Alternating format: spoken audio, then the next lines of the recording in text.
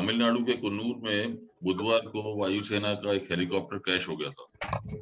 इसमें देश के chief of defence staff CDS general Bipin Rawat और उनकी पत्नी मधुलिका रावत समेत 13 लोगों का निधन हो गया।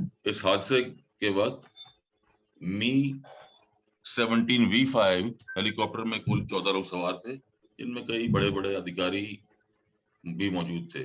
हादसे में 14 में से 13 लोगों की जान चली गई और इसकी पुष्टि नीलगिरी के कलेक्टर ने की। घटना में ग्रुप कैप्टन वरुण सिंह घायल हैं, जिनका इलाज किया जा रहा है। और रक्षा मंत्री राजनाथ सिंह के अनुसार उनके पार्लियामेंट में बयान के हिसाब से उनको अभी लाइफ सपोर्ट पे रखा गया है। हमारे साथ मौजूद हैं इंडियन एयरफोर्स के पूर्व फाइटर पायलट रहे फ्लाइट लेफ्टिनेंट राजीव त्यागी जी। राजीव जी, न्यूज़विन में आपका स्वागत है। मैं राजीव जी सबसे पहले आपसे ये पूछना चाहूंगा कि कल जो हादसा हुआ उसकी तस्वीरें आपने भी देखी होंगी। तस्वीरें देखकर आपके मन में क्या सवाल उठा? ये हादसा कैसे हुआ, क्यों हुआ? देखिए, ये कहना इस वक्त बहुत मुश्किल है कि हादसा कैसे हुआ और क्यों हुआ। ये तो जब इंक्वायरी कमेटी हमें बताएगी या जो मौके पर अगर कोई चश्मदीद का बात थे, अगर वो जब वो बताएंगे तभी हमें पता चल सकता है कि क्या हुआ है। खैर, बहरहाल हर एक ये सोचता है कि ये एक्सीडेंट कैसे हुआ होगा। On the face of it ऐसा लगता है कि किसी तरह का कैटास्ट्रॉफिक मैकेनिकल फेलियर हुआ है। ये गलत भी हो सकता है या आगे हमें ऐसा भी पता चल सकता है कि शायद कहीं किसी पेड़ के साथ दुर्घटना हो गई हो या कोई और वजह रही हो। तो मेरे ख्याल से इसके ऊपर थ्योरी बनाने के बजाय वी शुड वेट कि इंक्वायरी कमेटी इसमें से क्या निष्कर्ष निकालती है। आप इस हेलीकॉप्टर को कितना सुरक्षित मानते हैं? हालांकि फॉर्मर एयर चीफ मार्शल फली होमी मेजर ने कल कहा कि उन्होंने he was the person who introduced it into the air force और thousands ऑफ किलोमीटर्स उन्होंने खुद उसको फ्लाई किया है। He finds it one of the most sophisticated and one of the best helicopters. तो आपका इस बारे में क्या कहना है?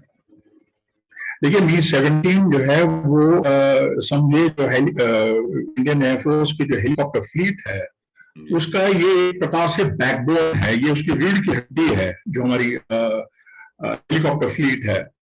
और this is one of the most reliable helicopters from what my classmates who have flown this aircraft say.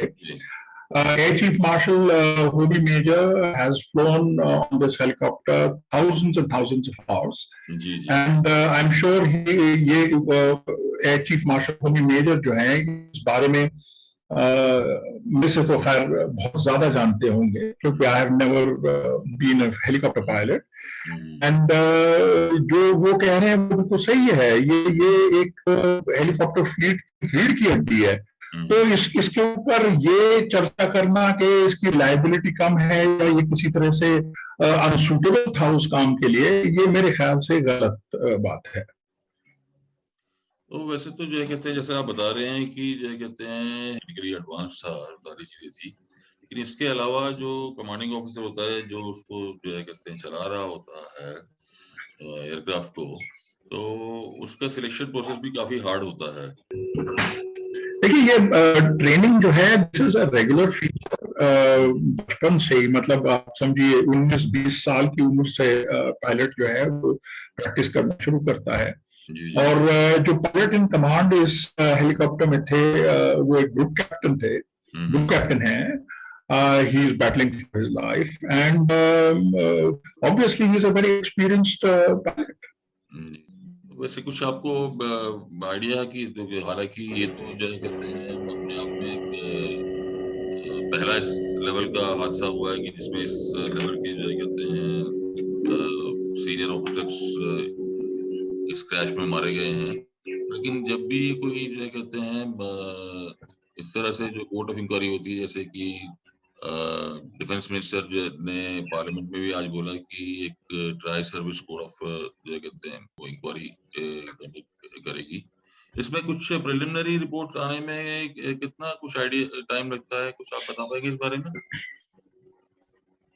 देखिए, ये कोई नहीं कहा जा सकता, और ये this is a regular feature. वायुसेना में जब भी कोई हादसा होता है उसके ऊपर इट इज अ प्रोसेस।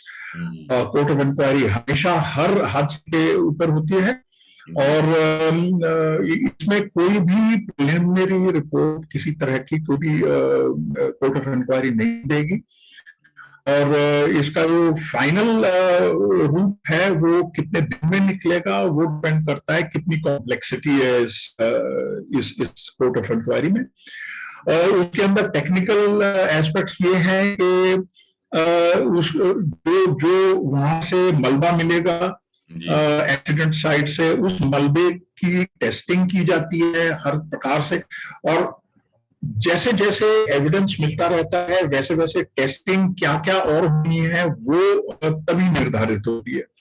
तो अभी ये कहना बड़ा मुश्किल है कि या इम्पॉसिबल कहिए, ये इम्पॉसिबल है कि कोई प्रिलिमिनरी रिपोर्ट कोई दे दे, अनलेस किसी तरह का ऐसा कोई चश्मदीद गवाह हमें मिले जो हमें सीधा सीधा बताए, या कोई फोटोग्राफिक एविडेंस हो साहब इस हवाई जहाज की या इस हेलीकॉप्टर की किसी पेड़ से टक्कर हुई थी, तो वहां तो हम कह सकते हैं कि उनकी प्रिलिमिनरी रिपोर्ट हमारी ये है कि ये हादसा इस प्रकार से हुआ। ये मैं जानना चाह रहा था कि इसे ब्लैक बॉक्स बता रहे हैं कि उन्होंने वहाँ रिकवर कर लिया है, तो ब्लैक बॉक्स का कितना जो है कहते हैं इसमें इम्पोर्टेंस होता है, क्या चीजें एक आम आदमी को अगर समझना चाहे इस बारे में तो? जी जी नहीं, ऐसा है कि ब्लैक बॉक्स एक रिकॉर्डर होता है जो हवाई जहाज के, हेलीकॉप्टर के, जिस भी व्हीकल पे लगा हुआ है, तो उसके सारे पैरामीटर जो हैं वो रिकॉर्ड करता रहता है। ये इंजन का आरपीएम कितना था, एग्जॉस्ट गैस टेम्परेचर कितना था। इस हेलीकॉप्टर में 2 इंजन होते हैं, तो दोनों इंजन के जो टेक्निकल पैरामीटर्स हैं उनकी रिकॉर्डिंग लगातार चलती रहती है, और वो रिकॉर्डिंग जो है जब हवाई जहाज दोबारा से उड़ता है तो वो रिकॉर्डिंग दोबारा शुरू हो जाती है। इसके साथ में इस हवाई जहाज में मेरे ख्याल से नहीं है, मैं इतना जानकार नहीं हूँ इस एयरक्राफ्ट के बारे में, परंतु और हवाई जहाज में कॉकपिट वॉइस रिकॉर्डर भी होते हैं, जिससे ये पता चल सकता है उस जो कॉकपिट की जो आवाजें हैं, जो पायलट एक दूसरे के साथ बात कर रहे हैं, जो बातें चल रही हैं, उससे भी कुछ एविडेंस मिल सकता है कि उस वक्त क्या हो रहा था, ये क्या होने जा रहा था। तो मुझे नहीं पता कि इस हेलीकॉप्टर में कॉकपिट वॉइस रिकॉर्डर होता है या नहीं होता है, परंतु ब्लैक बॉक्स अगर मिल गया है तो वो तो सबसे पहली चीज है, और उससे बहुत सहूलियत होगी कोर्ट ऑफ इंक्वायरी को इसके बारे में कुछ मालूम करना। जैसा आपने बताया कि ये डबल इंजन जो है कहते हैं हेलीकॉप्टर था, और आपने बताया कि काफी जो है कहते हैं ट्रेनिंग के बाद ही वो चलाते हैं इनको, और काफी एक्सपीरियंस वो होते हैं पायलट्स, तो उस जब इन दोनों में भी कोई ऐसा नहीं लगता कि प्राइमा फेसी की कहीं पर कोई ऐसी चीज रही होगी, तो इसमें कितना जो है कहते हैं आपको लगता है कि वेदर का कितना इम्पोर्टेंट रोल रहा होगा या हो सकता है? अभी तक जो हम लोग अखबारों में पढ़ रहे हैं उससे ये लगता है कि वहां पर मौसम खराब भी था। मौसम खराब भी नहीं था, मतलब बादल थे, तो बादल में ऑब्वियसली विजिबिलिटी का तो कम होना जायज है, पर अभी ये सोचना कि किस वजह से क्या हुआ, अभी तक तो यही नहीं पता कि हुआ क्या है, तो ये इसके ऊपर थ्योरी बनाना कि क्या हुआ होगा और किस तरह से ये हादसा हुआ होगा, मेरे ख्याल से ये गलत रहे। अब मैं आखिरी सवाल आपसे पूछना चाहूंगा कि जैसे जो है कहते हैं सीडीएस का रोल, जो सीडीएस की पोस्ट बनाई गई थी, उनका काम था कि आर्म्ड फोर्सेस के मॉडर्नाइजेशन का और तीनों फोर्सेस के इंटीग्रेशन का, जो जनरल बिपिन रावत बखूबी निभा रहे थे। लेकिन अचानक उनके निधन से ये इसमें कोई रुकावट नहीं आएगी? देखिए, फौज के अंदर काम जो है उसमें कभी भी रुकावट नहीं आती है। एक चेन ऑफ कमांड होती है और वो चेन ऑफ कमांड हमेशा इसलिए प्रिपेयर्ड होती है कि कोई भी हादसा कभी भी हो सकता है। तो ऐसा बिल्कुल स्मूथ टेक ओवर होगा, ऐसी कोई प्रॉब्लम नहीं सामने लगती है।